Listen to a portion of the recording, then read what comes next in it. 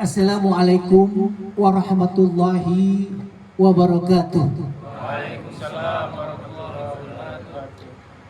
Alhamdulillahi rabbil alamin wa bihi nasta'inu ala umuri waddin. Wassalatu wassalam ala asyrafil anbiya wal mursalin sayyidina Muhammadin wa ala alihi wa sahbihi ajma'in, amma ba'du. Faqala Allah Ta'ala fi kitabihil aziz, a'udzu billahi minasyaitonir rajim. Bismillahirrahmanirrahim. Syahrul Ramadan alladzi unzila fihi al-Qur'an hudan linnas wa bayyinatin minal huda wal furqan. Shadaqallahul azim. Yang sama-sama kita hormati para asatiz, para ustadz, para guru, anak-anakku sekalian yang dicintai oleh Allah Subhanahu wa Ta'ala. Alhamdulillah, puji dan syukur kita panjatkan kehadirat Allah Subhanahu wa Ta'ala. Malam hari ini kita diberikan kesempatan untuk berkumpul bersama dalam rangka silaturahim. Mudah-mudahan insya Allah panjang umur, luas rezeki, insya Allah. Salawat dan salam tak lupa kita sampaikan kepada baginda Nabi kita Muhammad sallallahu alaihi wasallam. Mudah-mudahan insya Allah di yaumil qiyamah kita mendapat syafaatnya nanti, amin ya rabbal alamin. Gimana? Sehat-sehat semua? Puasanya lancar? Mantul. Mantap betul. Hari ini, malam ini kita akan saya akan memberikan penjelasan gambaran tentang amalan-amalan yang dicintai oleh baginda Nabi kita Muhammad sallallahu alaihi wasallam selama bulan suci Ramadan. Di dalam bulan suci Ramadan adalah bulan yang istimewa. Ya, ada 3 fase. Yang pertama, Asrul awal, apa namanya? Bulan yang penuh apa? Awalhu rahmah. 10 yang pertama adalah rahmatnya dari Allah Subhanahu wa Ta'ala. Ini sekarang kita menginjak ke 11. Berarti 10 kita udah kelar. Rahmatnya Allah Subhanahu wa Ta'ala. Kemudian fase yang kedua, wa awsatuhu maghfirah. 10 hari yang kedua berikutnya adalah bulan ampunan, maghfirah dari Allah Subhanahu wa Ta'ala. Karena bulan suci Ramadan ini adalah bulan ampunan. Makanya kita diperintahkan untuk selalu mengucapkan istighfar, astagfirullahaladzim. Kita mohon ampun kepada Allah Subhanahu wa Ta'ala. Kemudian Asrul awakhir yang terakhir, 10 yang terakhir. Wa akhiru itkum minan nar. 10 yang terakhir adalah merdeka dari siksa api neraka. Amin ya rabbal alamin. Inilah fase-fase dalam bulan suci Ramadan. Kemudian apalagi keistimewaan bulan suci Ramadan? Dikatakan dalam firman Allah, Syahrul Ramadan alladzi unzila fihi al-Qur'an hudan linnas wa bayyinatin minal huda wal furqan. Jadi bulan suci Ramadan itu adalah bulan di mana diturunkannya Al-Qur'anul Karim. Nuzulul Qur'an tanggal berapa coba? 17 Ramadan. Pintar banget Ustaz. Ya, anaknya mana nih anak-anaknya? Insya Allah. Nggak ngantuk kan? Nggak ya, alhamdulillah. Jadi bulan suci Ramadan itu adalah bulan diturunkannya Al-Quran. Nuzulul Quran, 17 Ramadan. Ketika itu baginda kita Nabi kita Muhammad SAW berada di Gua Hira, turun malaikat Jibril menurunkan pertama Quran itu Iqra bismi bismi rabbikal ladzi khalaq. Itu ayat yang pertama menerima wahyu dan Allah Subhanahu wa taala adalah Nabi kita Muhammad pada malam nuzulul Qur'an, turunnya Al-Qur'an. Jadi itu banyak keistimewaan dalam suci Ramadan. Kemudian yang paling terakhir keistimewaan adalah malam Lailatul Qadar. Kapan malam Lailatul Qadar? 10 hari terakhir. Kapan tuh 10 hari terakhirnya? Jatuhnya malam 10 terakhirnya di malam apa namanya? Malam-malam kan? Bisa itu 21, bisa itu 23, bisa itu 25, bisa itu 27, bisa juga 29. Yang mana? Rahasia Allah. Supaya kenapa? Supaya kita tetap menjaga, terjaga. Kita akan mendapatkan malam Lailatul Qadar. Kalau kita mendapatkan Lailatul Qadar, inna nahnu apa? Ayat Al-Qur'an Qadar. Inna anzalnahu fi Lailatul Qadar. Sesungguhnya malam Lailatul Qadar khairun min alfi syahr. Lebih baik daripada 1000 bulan. Kalau kita hitung berapa tahun? Berapa Kim? Yang jago matematika? 83 tahun. Umur kita belum tentu dapat 83 tahun. Apalagi orang yang tinggal di kota-kota besar, stresnya tinggi. Benar Ustaz ya? Karena macetnya luar biasa, tiap hari menghadapi macet, polusinya juga luar biasa, makanannya juga apa aja dimakan. Umurnya nggak panjang-panjang. Kalau kita dapat malam Lailatul Qadar seperti malam mendapatkan 83 tahun lamanya. Makanya kata baginda Rasulullah, kalau sudah sampai 10 akhir, Asyrul Awakhir, kita Rasulullah itu mengecangkan ikat pinggangnya. Dalam sebuah hadis dikatakan mengecangkan ikat pinggangnya. Apa itu maknanya?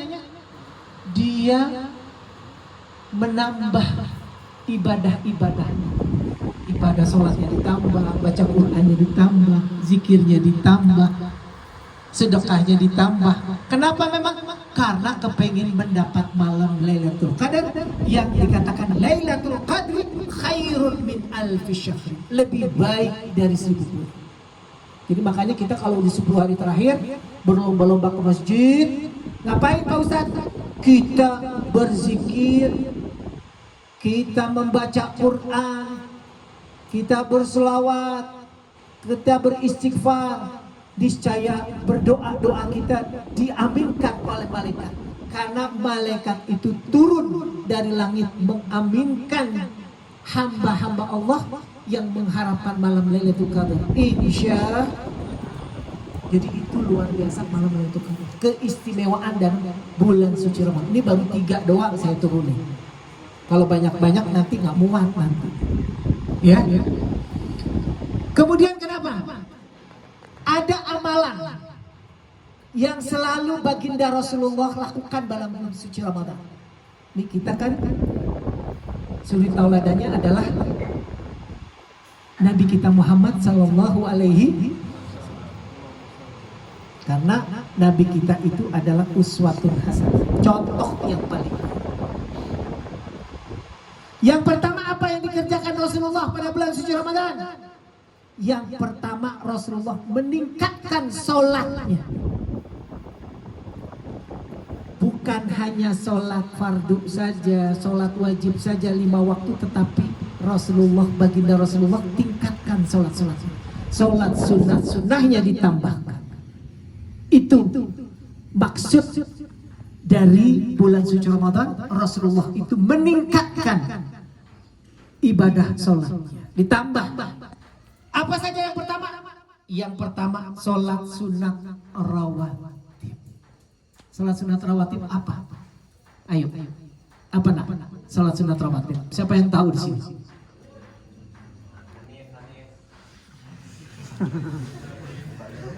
Sholat sunat rawatib apa? Ayo tunjuk tangan. Sholat sunat rawatib apa? Siapa yang tahu? Hanif mobil tuh.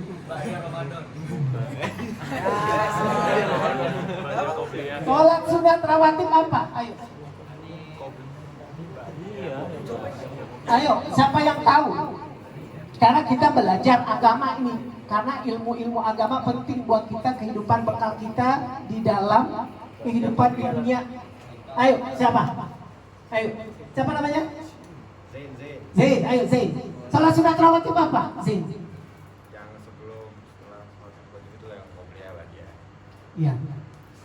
Sholat rawatib itu adalah sholat sunat yang mengiringi sholat fardu. Itu namanya sholat sunat rawatib. Bisa di qobliyah, bisa di ba'diyah. Insya qobliyah itu berarti apa? Sebelum sholat fardu ada sholat sunat 2 rakaat seperti subuh, sholat sunat qobliyahnya ada. Zuhur qobliyahnya ada. Asar qobliyahnya ada. Maghrib ba'diyahnya ada. Isya ba'diyahnya ada. Ada 12 rakaat sholat sunat rawatib yang dikerjakan baginda Rasul dalam satu hari. 5 waktu sholat itu. Ini perlu kita tambahkan. Kenapa? Ini untuk apa? Untuk menambah kehusyuan kita dalam sholat, menambah ibadah-ibadah sholat kita yang dulunya pernah kita ketinggalan sholat, tetapi kita mengerjakan sholat sunat rawatib. Ini gunanya dari sholat sunat rawatib. Mudah-mudahan insya Allah kita paham sekarang. Masih ada sisa 20 hari lagi kita.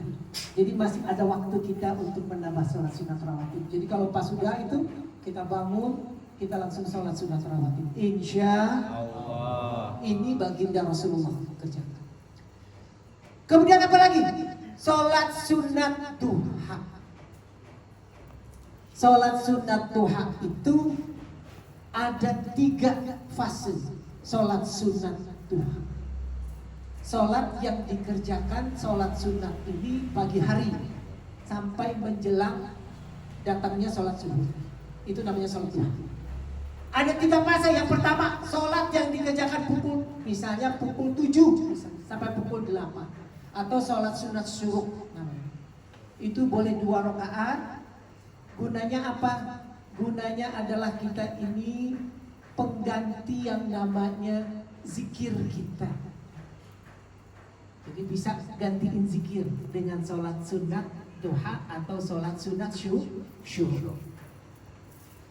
Kemudian yang kedua, fase yang kedua sholat sunat duha. Yang kedua adalah sholat sunat duha pukul 9 sampai pukul 10. Itu adalah pertengahan duha. Boleh 2 rakaat, boleh 4 rakaat. Sholat sunat duha. Gunanya apa? Gunanya adalah kita mengharapkan kepada Allah agar supaya kita terhindar dari malapetaka yang secara umum akan ditimpakan.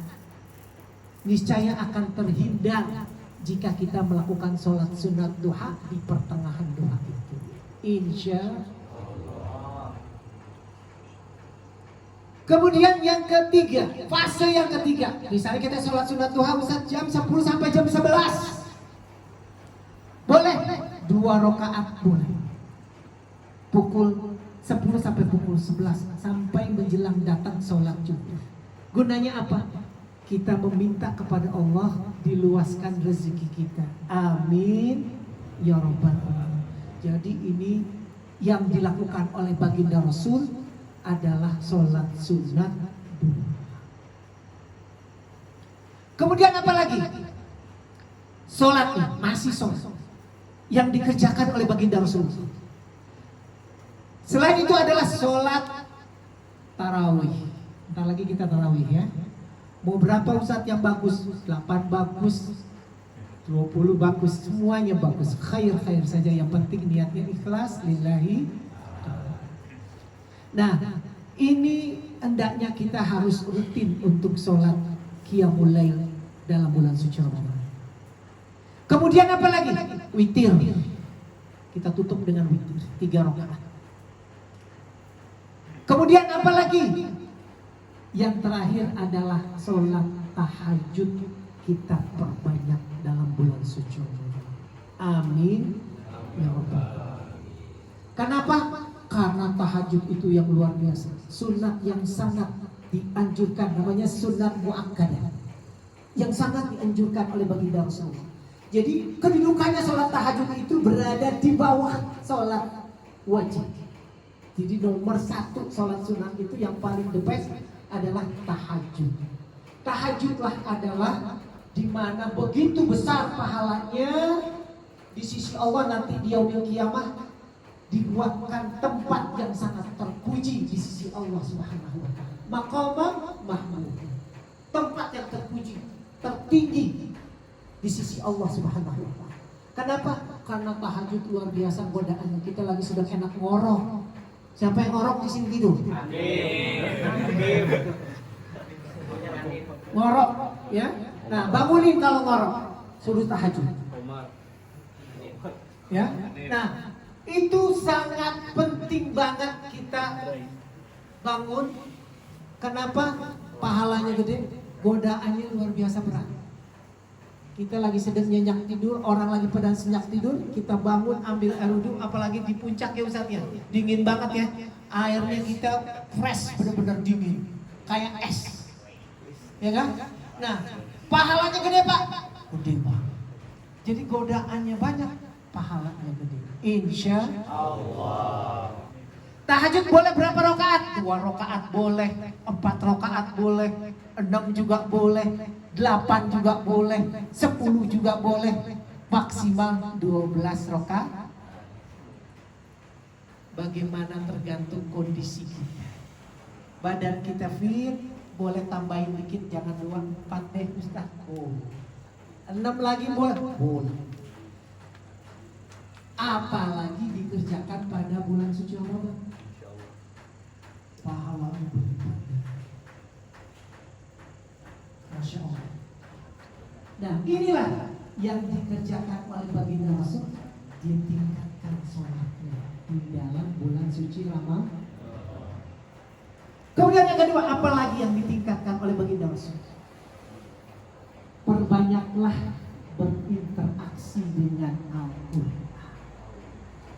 Kita kudu banyak baca Quran, tadarus boleh, ya, atau kita tilawah juga boleh, Ustaz, boleh, ya, sambil kita belajar memahami Al-Quran, mengerti artinya, bahkan kita insya Allah mengamalkan, ini yang luar biasa.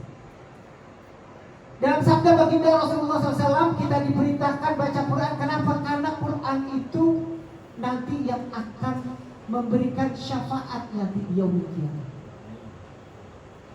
Syafaat itu apa Pak Ustaz? Siapa yang tahu syafaat? Anak jeep nih.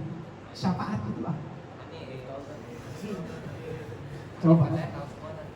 Syafaat apa? Siapa yang tahu ke kita? Gak apa-apa. Salah namanya kita masih belajar. Ya.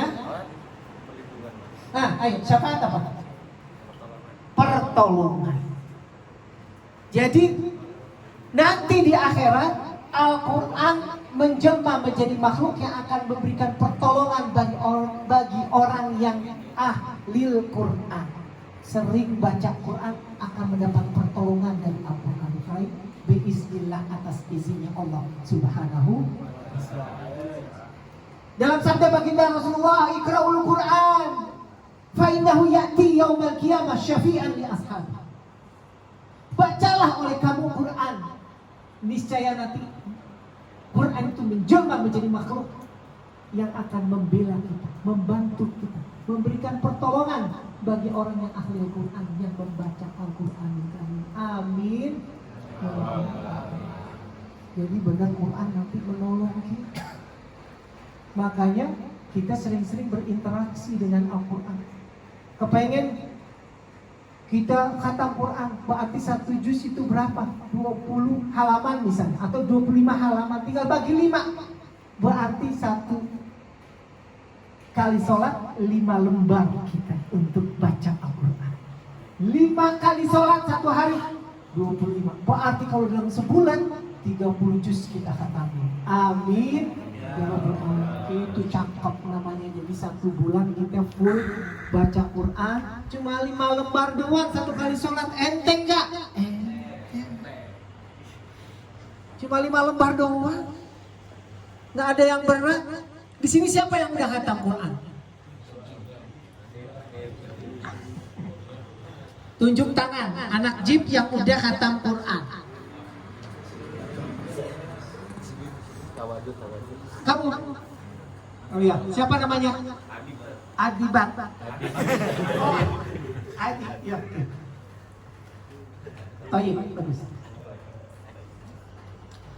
Nah, itulah yang harus kita gali. Semangat kita berinteraksi dengan Al-Quran, agar supaya kita termasuk menjadi amalan-amalan yang dicintai oleh baginda Rasulullah Sallallahu Alaihi.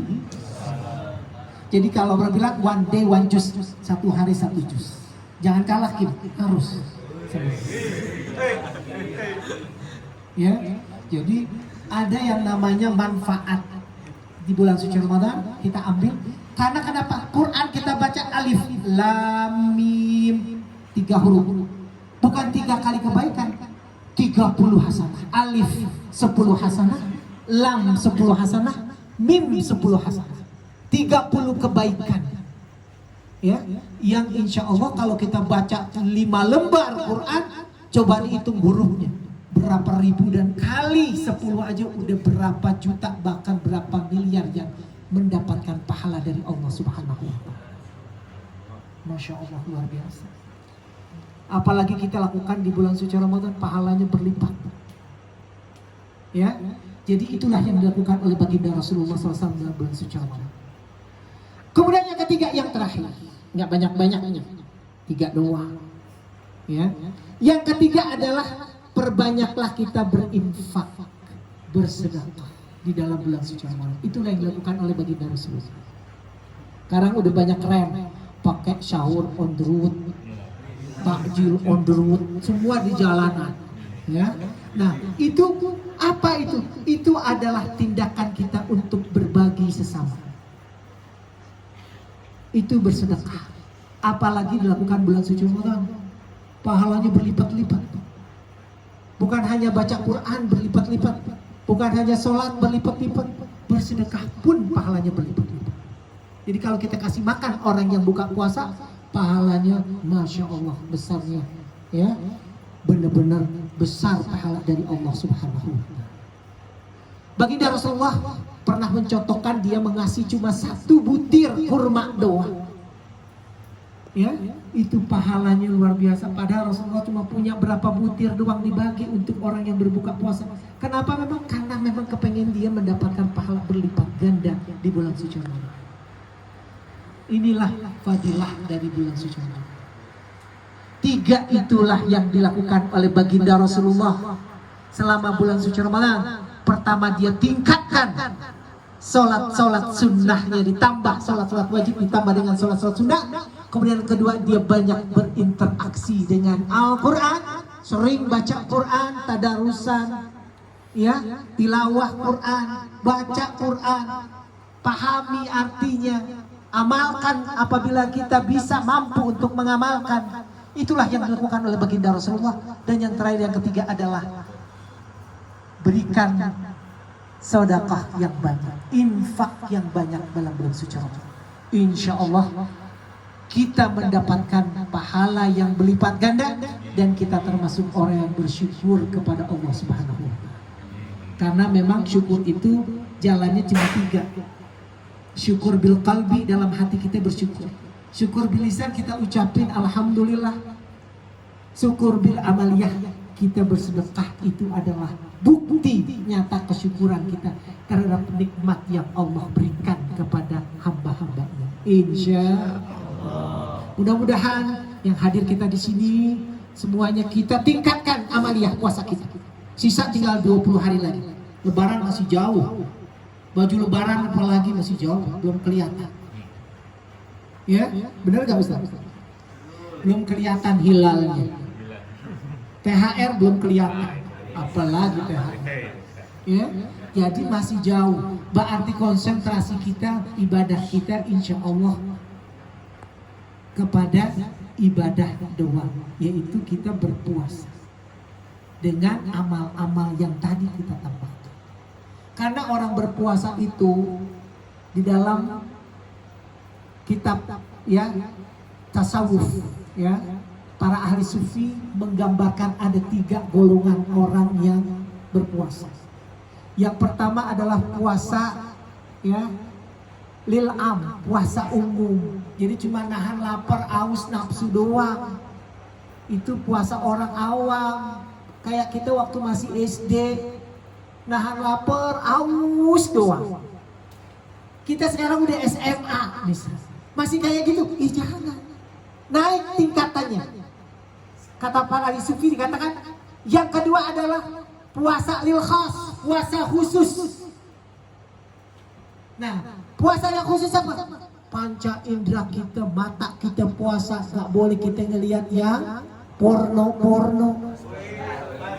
Nggak boleh ya, batal puasanya. Siapa yang doyan nonton nggak boleh. Ya, batal puasa. Ya, jadi mata kita puasa, mulut lidah kita puasa, nggak boleh kita ngomongin orang, kejelekan orang, gibah orang, adu domba orang, nggak boleh kita gitu. Ya, kemudian apalagi tangan kita untuk kebaikan, kaki kita membawa ke masjid, ke musola, tarawih dipakainya bukan untuk maksiat. Jika kita puasa bukan hanya nahan lapar, haus, ditambah dengan tadi puasa panca indera kita masuk ke dalam puasa lil khas. Insya Allah. Siapa itu puasa yang masuk golongan lil khas? Adalah orang yang muttaqin, orang yang bertakwa kepada Allah Subhanahu wa taala. Minas solihin, dari orang-orang yang soleh. Insya Allah. Jadi orang-orang soleh itu puasanya begitu. Naik lagi yang ketiga, peringkat yang paling tinggi, khaslil khas. Puasa khaslil khas itu siapa? Puasa khusus dari yang khusus itu. Jadi dia itu kalau puasa khusus dari yang khusus, bukan hanya tadi puasa lil am, bukan hanya puasa lil khas saja, tetapi ditambah dia tinggalkan kesibukan dunia. Dia nggak lagi nonton TV, nggak lihat lagi HP, sosial media nggak main lagi ke mall, ke pasar, tetapi dia mempersiapkan mendekatkan takarrub mendekatkan diri kepada Allah, takarrub kepada Allah Subhanahu wa taala. Dari pagi ketemu pagi terus ibadah. Tinggalin kesibukan dunia selama 30 hari, dia masuk golongan puasa khaslil khas. Biasanya orang yang kayak begitu nangkapnya itu di Mekah ya, puasa sebulan melentung di Mekah. Jadi dia tinggalin kesibukan, nggak masuk kantor, nggak ada kegiatan dunia, nggak ke pasar, nggak ke mall, nggak nonton TV, nggak lihat sosial media, nggak lihat HP, cuma ibadah ke masjid terus. Itu siapa yang bisa sampai setingkat itu puasanya? Adalah min aulia, dari para wali, min ambiya, para nabi, ya. Kemudian siapa lagi? Orang yang minal mukhlisin, orang yang ikhlas ibadahnya kepada Allah. Jadi semata-mata mengharapkan ridhonya Allah Subhanahu. Jadi ada 3 itu. 3 kita kayaknya berat. Yang ketiga ya. Yang kedua insya Allah sih, mudah-mudahan kita bisa sampai semuanya kita puasa. Jadi bukan nahan lapar, haus dan nafsu saja, tetapi nahan semua anggota badan kita juga berpuasa. Insya Allah. Mudah-mudahan kita meningkatkan puasa kita, semakin meningkat ya, kita tingkatkan puasa kita, dan insya Allah kita mendapatkan keridhaan Allah dan baginda Rasulullah SAW. Al-Fatihah.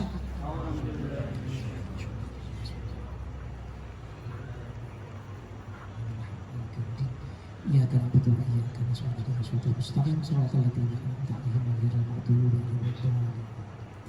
Sebelum saya tutup, ada mungkin pertanyaan dari anak-anakku sekalian. Silahkan kalau ada yang kurang jelas mengenai masalah puasa, boleh silakan tunjuk tangan, sebutkan namanya dan ungkapkan pertanyaannya. Silakan. Ada yang mau bertanya? Jangan malu, malu sesat di jalan.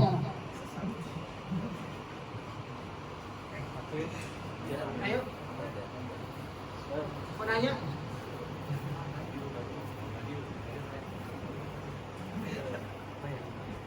Belum ngantuk kan? Belum ngantuk. Belum ya? Siapa yang mau tanya? Ya, silakan. Maju. Siapa namanya? Pertanyaannya apa? Assalamualaikum warahmatullahi wabarakatuh. Waalaikumsalam warahmatullahi. Nama saya Asfa Muzaffar Alin. Saya ingin bertanya, apakah puasa Ramadan termasuk dalam puasa menahan emosi yang seperti terlalu bergembira, terlalu bersedih hati dan lain-lain? Ada lagi? Oke. Puasa Ramadan adalah menahan nafsu. Dari terbit fajar sampai terbenamnya matahari. Jadi nahan lapar, nahan haus nafsu. Nah, nafsu di sini adalah nafsu syahwat. Ya. Jadi kalau orang yang bersuami istri dilarang kumpul selama bulan puasa pada mulai imsak sampai waktu iftar, waktu buka. Itu dilarang. Mengenai nafsu amarah dan nafsu yang lain itu juga dilarang. Kita kendalikan diri kita. Makanya orang yang seringkali susah untuk mengendalikan nafsu amarah, perbanyak kita untuk berpuasa supaya itu menjadi rem dari amarah-amarah. Baik itu amarahnya karena beruang meletup-letup atau juga dengan marah hal-hal yang lain yang negatif, itu juga bisa direm dengan puasa. Ya, jadi bisa saja dengan berpuasa, apalagi bulan suci Ramadan, kita bisa mendekatkan diri kita kepada Allah. Perbanyaklah kita baca Al-Quranul Karim seperti yang tadi saya sampaikan. Ya, ada lagi? Silakan. Nah, ya. Nama saya Muhammad Ibrahim Muzaki. Assalamualaikum warahmatullahi wabarakatuh. Nama saya Hakim. Om, hukum pacaran di bulan Ramadan tuh kayak gimana? Sekian, assalamualaikum warahmatullahi wabarakatuh. Ya. Pacaran bulan suci Ramadan batal gak? Batal.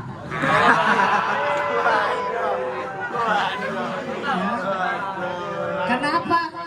Karena memang kita dilarang untuk berdekatan dengan lawan jenis. Khawatir takut menimbulkan hawa nafsu yang berkobar-kobar. Apalagi darahnya darah muda. Ya kan? Khawatir nanti bisa menjadi batal puasa kita. Makanya sebisa mungkin kalau orang yang pacaran yang nggak bisa boleh ketemu. Lagian di Islam juga nggak boleh pacaran. Ya. Kalau sudah resmi baru. Ya. Karena bagaimana dong kalau kayak gitu? Kita kan ada namanya perkenalan ta'aruf. Ada tahap-tahapannya sesuai dengan Islam. Karena Islam itu tidak mengenal yang namanya masa pacaran. Kenalnya adalah ta'aruf. Kenal boleh. Kenal di situ berarti kita bisa berjalan dengan apa yang kita sukai seseorang. Tetapi kita bawa orang yang ketiga, kita bawa. Jadi itu selalu itu adalah sesuai aturan hukum Islam. Jadi kita nggak boleh jalan berdua-berduaan, harus ada yang ketiga, ya. Karena di Islam dilarang berpacaran, ya. Makanya kalau berpuasa di bulan Ramadan batal puasanya, apalagi tengah hari bolong, Ya, kita juga kadang-kadang kalau kita mau bertemu nggak pede juga. Kenapa bulan puasa nggak seger semuanya? Iya kan? Benar nggak? Benar apa betul? Betul. Nah itulah maka hendaknya kita jaga. Tahan nafsu kita, kan namanya takut menahan nafsu syahwat juga dari terbit fajar sampai terbenam matahari. Ya, orang yang punya pasangan sah suami istri aja dilarang berdekat-dekat nempel bulan suci Ramadan, apalagi yang tidak ada hubungannya, bukan pasangan yang sah, ya kan? Maka itu dilarang. Ada lagi? Ya, boleh.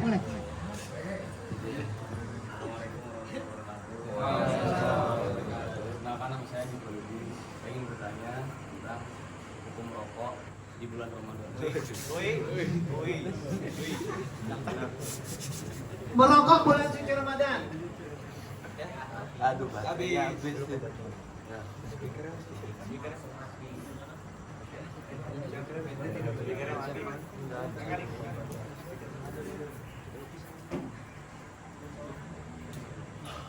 Bulan suci Ramadan untuk merokok pada malam hari boleh, tetapi bagi orang yang sudah cukup untuk bisa merokok. Cukup di sini adalah bagi orang yang sudah mencari pekerjaan, udah penghasilan. Karena rokok itu dibuang sia-sia, membakar uang. Kita belum tentu bisa mencari uang, tetapi kita telah bakar uang yang dari orang tua kita. Lebih banyak mudaratnya daripada manfaatnya. Makanya kalau yang sifatnya begitu, berarti hukumnya apa? Makruh. Lebih baik kita tinggalkan. Ya, jadi itu lebih bagus.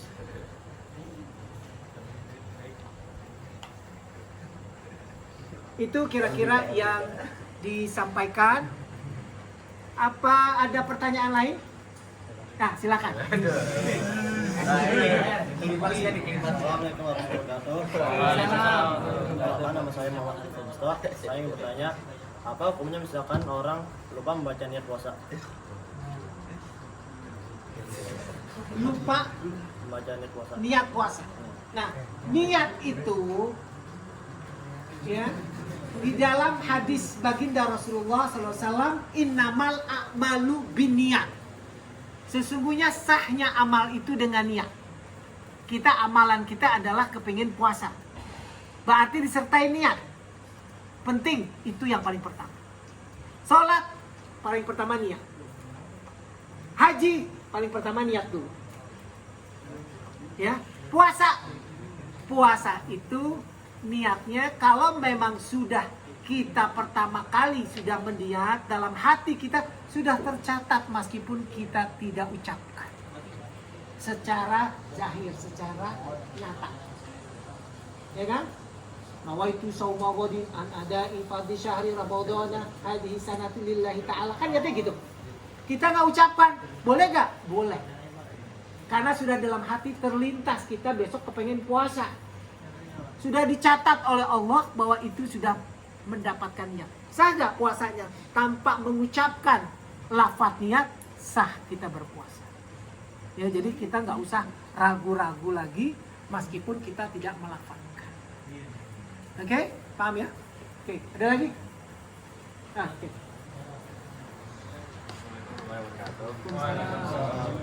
Saya Prayata, jadi saya ingin bertanya, apakah PCR atau antigen itu bisa membatalkan puasa? Apa? PCR atau antigen itu bisa membatalkan puasa? Oh. Jadi gini, PCR antigen batalin puasa apa enggak? Tidak. Karena tidak ada yang dimasukkan ke dalam badan kita dari sesuatu yang ada di dalam anggota badan. Nggak ada, wala cairan, wala darah, tidak membatalkan puasa. yang membatalkan puasa, misalnya kita transfusi darah, masukin atau suntik vitamin, atau kita sakit flu, disuntik flu, nah itu batal karena ada cairan yang masuk ke dalam. Tapi kalau PCR kan cuma dikodek-kodek doang, dikorek gini ya, lidahnya tinggal diambil doang, kupingnya tinggal dicolok doang, ya kan? Nah, itu semua tidak membatalkan puasa karena tidak ada sesuatu barang yang sekecil dikit pun masuk ke dalam tubuh kita. Yang batal adalah yang masuk. Minum nih, masuk kopi, batal nih Ustaz, batal. Tuh, batal nggak? Batal karena masuk. Air di hidung kita sedot-sedot terus masuk ke dalam, haus. Atau kita berenang, ya kan? Masuk ke dalam kamar mandi, haus banget, kumur aja sambil masukin air ke hidung. Siapa itu yang begitu? Hakim. Jangan, ya, jangan kayak gitu, itu batal, ya. Atau kita berendam di bak karena haus, itu batal karena khawatir takut ada air yang masuk ke dalam. Kita nggak tahu kita saat lagi begini masuk ke dalam. Dengan sengaja bahwa kita dalam keadaan berpuasa, batal nggak? Jadi kalau PCR antigen, karena tidak ada barang setetes pun masuk ke dalam tubuh. Jadi itu yang dimaksud begitu. Jadi PCR dan antigen itu tidak membatalkan puasa. Yang batal adalah suntik. Mau suntiknya suntik vitamin C, mau suntik karena flu, suntikan flu, itu batal. Ya, ada lagi? Ayo. Waalaikumsalam warahmatullahi wabarakatuh. Saya Muhammad Fadil Hariri. Saya ingin bertanya, apakah kalau misalkan di siang hari kita tidur, terus kita secara tidak sengaja mengeluarkan cairan sperma, apakah itu membatalkan puasa atau tidak? Nah, kalau kita berpuasa kan tidur. Karena tidur berpuasa itu termasuk juga bagian dari ibadah, tetapi jangan keterlaluan tidurnya. Lah sholat, jangan nggak sholat, tidur doang. Puasanya kurang sempurna. Nah, jika kita tidur kemudian sebelumnya kita bayangin yang porno-porno, akhirnya keluarlah cairan sperma. Padahal kita bulan suci Ramadan, ya, batal nggak? Kalau tidak disengaja, itu kita tidak batal. Yang disengaja kita mengeluarkan sperma itu yang batal. Masuk kamar mandi, keluar sperma, batal. Karena kita dalam keadaan sadar. Kalau tidur, tidak. Karena tidur itu kita tidak sadar. Tidur itu adalah setengah dari kematian. Jika dalam keadaan tidur kemudian keluar sperma, maka kita wajib mandi. Ya, mandi hadas besar, langsung kita kemudian ambil berwudu, ya, kita lanjutkan puasa kita, karena kita tidak sengaja. Kecuali disengaja, batal. Ya, jadi makanya jangan sampai kita tidur siang sampai keluar sperma. Ya, makanya tidurnya jangan kebanyakan. Banyakin baca Quran. Oke, ada lagi? Oke, cukup ya. Kita baca Fatihah. Al-Fatihah. A'udzubillahi Alhamdulillahirabbil alamin arrahmanir rahim maliki yaumiddin iyyaka na'budu wa iyyaka nasta'in ihdinas mustaqim shiratal ladzina an'amta 'alaihim ghairil maghdubi 'alaihim waladdallin. Bagi anak-anakku sekalian yang kepengin sekali, kalau kalian pegang HP, kepengin sekali ngikutin tausiah saya, bisa ya akses ke YouTube saya, ya, langsung subscribe, like, oke? Nah, itu ada ilmu-ilmunya semua, kalian bisa tonton karena itu mengandung ilmu, ada edukasi. tausiah agama. Ya, tausiah agama itu penting. Kalian ini untuk bekal kehidupan kita, keselamatan hidup dunia menuju kehidupan akhirat. Insya Allah. Kalau belum tahu, tanya Anda. Ya. Instagram ada, tapi saya nggak aktif di Instagram. Ya, cuma di YouTube doang saya aktif untuk melakukan tausiah di mana saya berada. Ya, jadi bisa tonton sampai habis, itu ilmu-ilmu semua ya. Mudah-mudahan kalian bisa mengikuti dan kita menyebar kebaikan. Insya Allah. Mari kita baca istighfar dan kita tutup pertemuan ini ya dengan istighfar. Astaghfirullahalazim. Astaghfirullahalazim. Astaghfirullahalazim. Min kulli dzambin azim. Wa atubu ilaih. Taubatan nasuha. Taubatan nasuha. Amin. Allahumma amin. Qala Rasulullah sallallahu alaihi wasallam afdalu qul tu'ana wan nabiyuna min qabli la ilaha illallah. Ayo.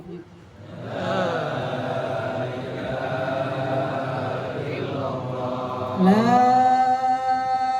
ilaha illallah.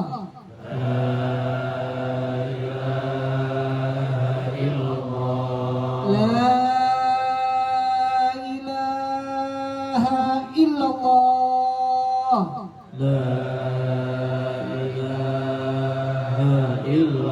Muhammadur Rasulullah.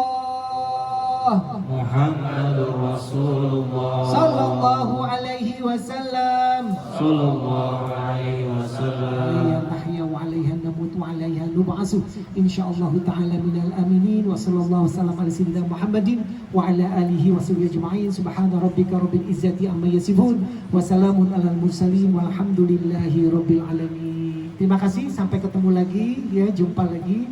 Selamat berpuasa, selamat beribadah, selamat beriktikaf. Mudah-mudahan puasa kita diterima oleh Allah Subhanahu wa taala. Billahi taufiq wal hidayah. Wassalamualaikum warahmatullahi wabarakatuh. Waalaikumsalam warahmatullahi wabarakatuh.